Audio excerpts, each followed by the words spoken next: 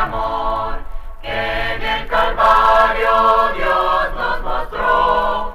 Quiero que habléis del buen Salvador, hábladme más de Cristo. ¿Cómo saber de la verdadera doctrina de Dios? El Señor Jesucristo dice en su palabra: mi doctrina no es mía, sino de aquel que me envió. El que quiera hacer la voluntad de Dios, conocerá si la doctrina es de Dios o si yo hablo por mi propia cuenta. Libro de Juan, capítulo 7, versos 16 y 17. Existen en el mundo de hoy centenares de cuerpos religiosos o iglesias reclamando ser la iglesia de Cristo o una parte de ella. Es sabido de todos que estas iglesias difieren las unas de las otras, teniendo distintas creencias y prácticas. Por eso la pregunta: ¿estableció Cristo todas estas iglesias? Si todas ellas son de Él, ¿por qué no están de acuerdo? Y si Él estableció nada más una de ellas, ¿cuál es? La lección para hoy trata esta pregunta: ¿cuál iglesia edificó Cristo?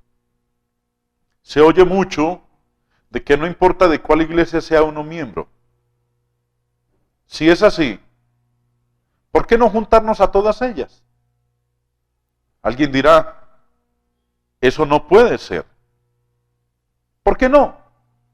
Si alguno puede juntarse a esta iglesia y otro a otra, ¿por qué no puede el primero juntarse a las dos iglesias? Y si puede juntarse a las dos, con razón puede juntarse a todas las iglesias. ¿Y qué confusión sería esto?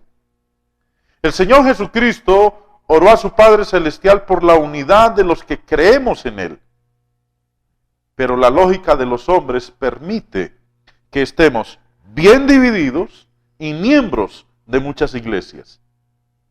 Otra cosa: si no importa a cuál iglesia nos juntemos, entonces estas iglesias no tienen ningún valor, son inútiles y de ningún provecho para el hombre. Hay salvación fuera de todas estas, ¿y para qué propagarlas? ¿Puede alguno enseñarnos por qué sería justo que 400 hombres predicaran y practicaran cosas distintas religiosamente, y al mismo tiempo sería para no más uno de estos enseñar y practicar todas estas cosas distintas? Hoy mismo estarán predicando en la ciudad muchos predicadores sus sistemas y doctrinas distintos, y están contentos dando gracias a Dios de que haya tantas iglesias y diciendo que hay salvación en todas ellas.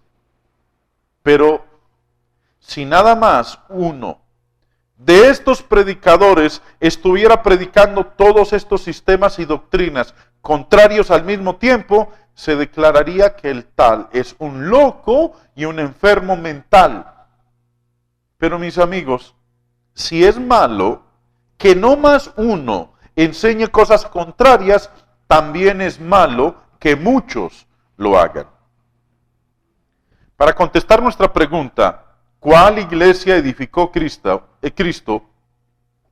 Vamos a leer unos versículos del Nuevo Testamento. Dice el apóstol Pablo en Efesios capítulo 4, verso 4, que hay un cuerpo. Y a los Corintios escribió en 1 Corintios 12, 20. Pero ahora son muchos los miembros, pero el cuerpo es uno solo. ¿Qué es este cuerpo que es uno? Nos dice Pablo que este cuerpo es la iglesia de Cristo. Dice en Colosenses 1:18, y Él es la cabeza del cuerpo, que es la iglesia. Hay no más un cuerpo, y ese cuerpo es la iglesia. Se sigue entonces que hay no más una iglesia de Cristo. Otra pregunta: ¿son las denominaciones ramas de esta iglesia que es de Cristo? Es decir, ¿no constituyen las muchas denominaciones este cuerpo? Muchos contestan que sí, citando estas palabras de Juan en el capítulo 15, verso 5. Yo soy la vid, vosotros los pámpanos. Con esto, ellos quieren que entendamos que Cristo es la cabeza de alguna iglesia mística o invisible y que está compuesta de las muchas denominaciones que son las ramas o los pámpanos. Tal interpretación ignora por completo el simple hecho de que Cristo en este pasaje se está refiriendo a sus discípulos y no a denominaciones. No había denominaciones en el tiempo de Cristo para que se refiriera a ellas. Las muchas denominaciones se originaron a este lado del siglo I. Si Cristo es la vid y las denominaciones los pámpanos, entonces Cristo es el autor de la confusión, de la división y de las contiendas, porque así son las denominaciones.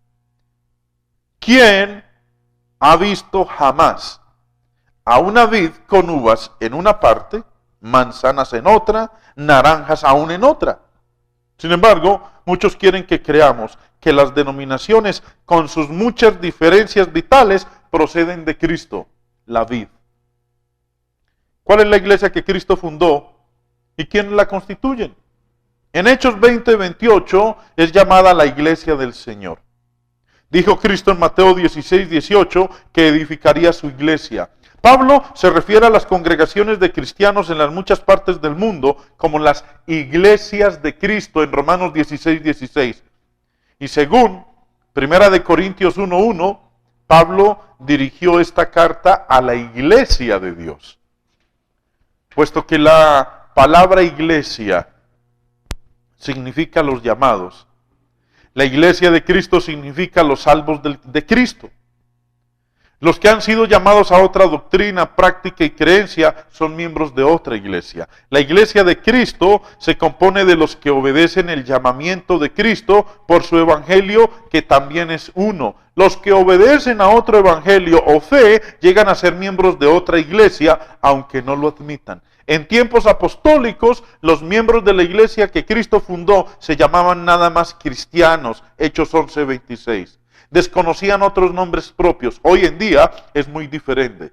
Los que pretenden constituir la iglesia de Cristo universal llevan distintos nombres propios y unos rehúsan llevar el nombre de los otros.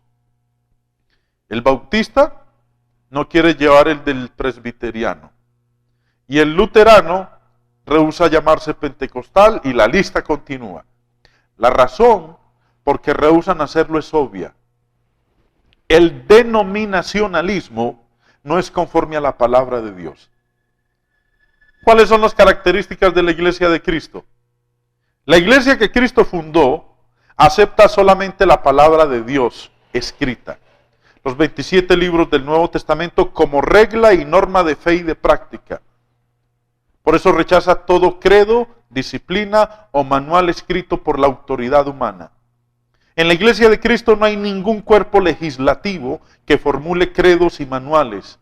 Nadie es señor de la fe de otros. Jesucristo es el único Señor y de Él solo tomamos sus órdenes los que componemos la iglesia de Cristo. Por eso, no hay clérigos en la iglesia descrita en las páginas del Nuevo Testamento.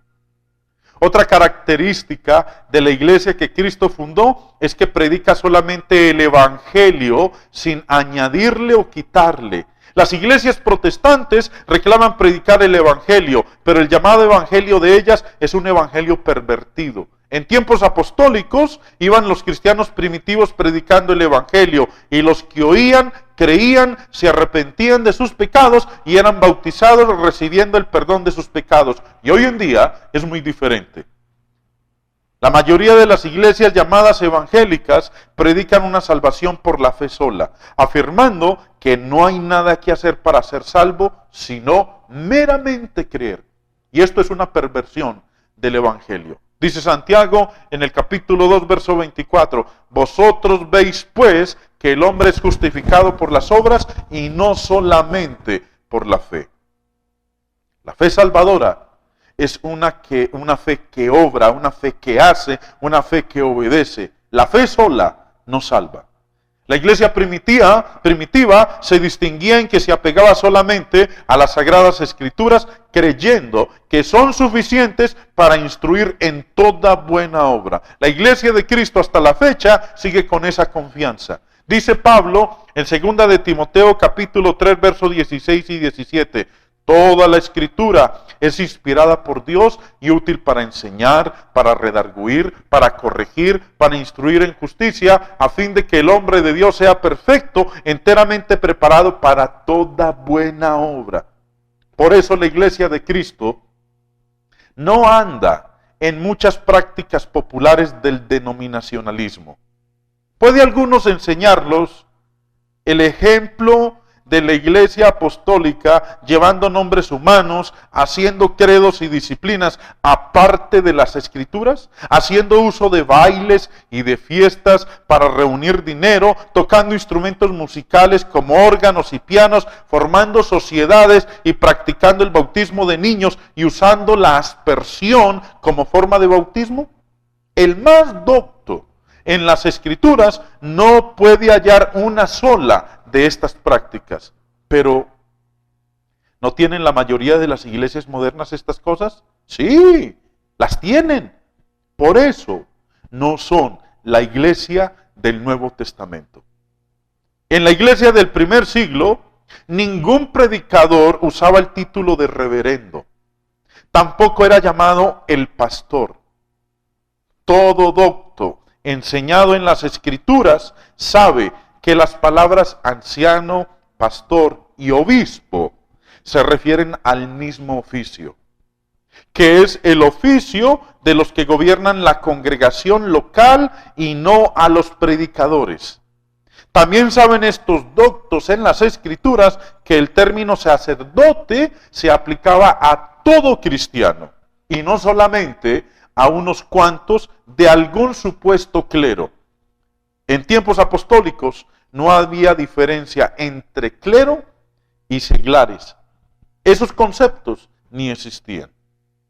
Por eso, amigos, los invito a que consideren estas cosas y salgan del denominacionalismo.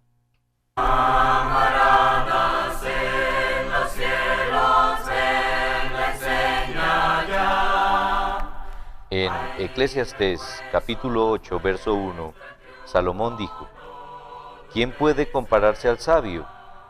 ¿Quién conoce el sentido de las cosas? La sabiduría ilumina la cara del hombre, hace que cambie su duro semblante. Para entender entonces sabiduría y doctrina, una pildorita de sabiduría. Una experta pedagoga, Nathalie de Salzman de Etienne, insiste en que solo con amor se puede educar a los niños. El niño, dice Nathalie, necesita con mayor urgencia que nosotros saber que es querido. Sin amor será un niño frustrado y con problemas. Para que un niño sea equilibrado y armónico, necesita mucho amor, mucho afecto y también, como prueba de ese amor, firmeza y severidad si es necesario. Firmeza y severidad con amor. El afecto, el amor no excluye la corrección, antes la exige. Amar no es dejar que haga lo que quiera. Se equivocan los que exageran los mimos o aquellos que son inflexibles y niegan el cariño. Educar es armonizar el afecto con la disciplina. ¿Cómo podrá educar quien no tiene armonía interior? Los niños dan lo mejor de sí en un clima de aprecio, autoridad, respeto, confianza y comprensión. En ese clima amoroso que pide mucha paciencia, el niño acepta límites y además los necesita. Jesucristo desde el cielo con benigna voz de amor. Cuando te acercas a la Biblia, ¿entiendes lo que lees? El eunuco le dijo a Felipe en Hechos capítulo 8, verso 31, ¿y cómo podré si alguno no me enseñare? A continuación, nuestro hermano Jaime responde. Nuevamente, hermano, usted está tocando aspectos bien espinosos y me parece que son cosas un tanto nuevas o novedosas para muchos de los oyentes. Por ejemplo, usted dice que hay muchos que predican la fe, la salvación por sola fe, y usted dice que así no se salva nadie y cita el texto de Santiago 2:24. Pero en la Biblia, en San Juan 1, capítulo 12, dice, mas a todos los que le recibieron, a los que creen en su nombre, les dio potestad de ser hechos hijos de Dios. Y sigue diciendo el 13, los cuales no son engendrados ni de sangre, ni de voluntad de carne, ni de voluntad de varón, sino de Dios. Eso no es que cuando uno cree en Cristo es hijo de Él.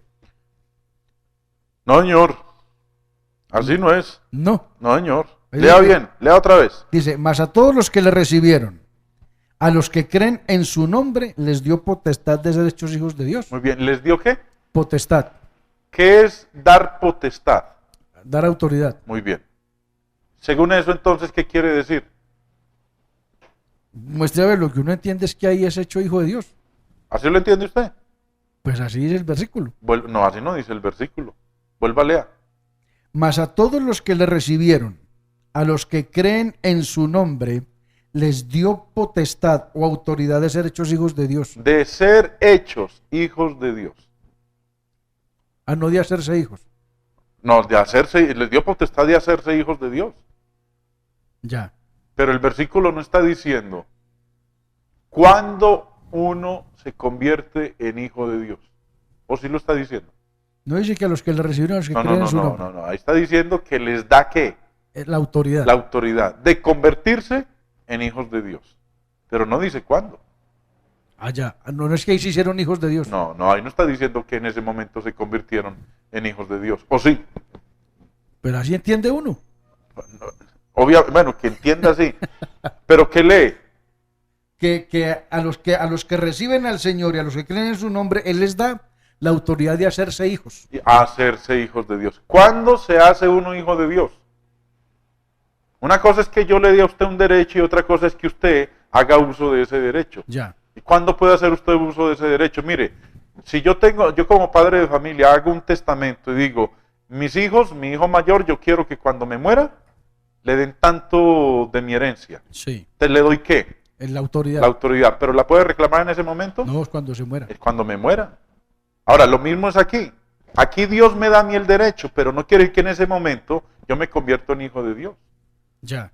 Pablo, en la carta a los Gálatas, en el capítulo 3, nos dice cuándo es que una persona se convierte en hijo de Dios. Vamos para allá. Gálatas en el capítulo 3 dice, en el versículo 26 y 27. Póngale cuidado y quiero que lo lea conmigo, porque usted como que se le están trabucando las vistas.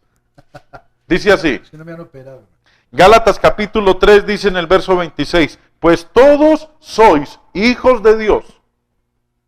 Ahora, Pablo le está escribiendo a los cristianos que habitaban en la región de Galacia. Sí. Y les dice, todos ustedes son hijos de Dios. Amén. ¿Sí? Sí, sí. Por la fe, continúa diciendo, por la fe en Cristo Jesús. Ahí dice. Momentico, joven, momentico, espérese.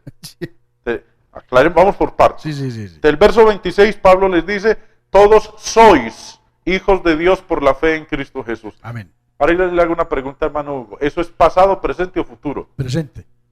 Presente. Si todos ¿Cómo somos- sabe usted que dice que es presente? Porque está el verbo ser conjugado frente a vosotros sois Está diciendo, vosotros sois. en este momento. No está diciendo fuisteis, Sí, que sí, sería sí. qué. Pasado, Ni tampoco les está diciendo seréis, que es futuro. que sería futuro. No, no, no. Les está diciendo, vosotros sois Hijos de Dios. hijos de Dios por la fe En en Cristo. Cristo Jesús. Y Amén. sigamos leyendo. Y esta sí me la lee usted, versículo 27. Porque todos los que habéis sido bautizados en Cristo, de Cristo estáis revestidos. Muy bien. Vuelva a leerlo. Porque, El primer renglón. porque todos los que habéis sido bautizados. Muy bien. Dice, todos los que habéis sido bautizados. Ya. Habéis sido bautizados hermano Hugo, ¿eso es futuro? No, es pasado. ¿Es presente? No, No, es pasado. es pasado. Dice, habéis sido bautizados. Amén. Ahora vamos a juntar el verso 26 y el 27.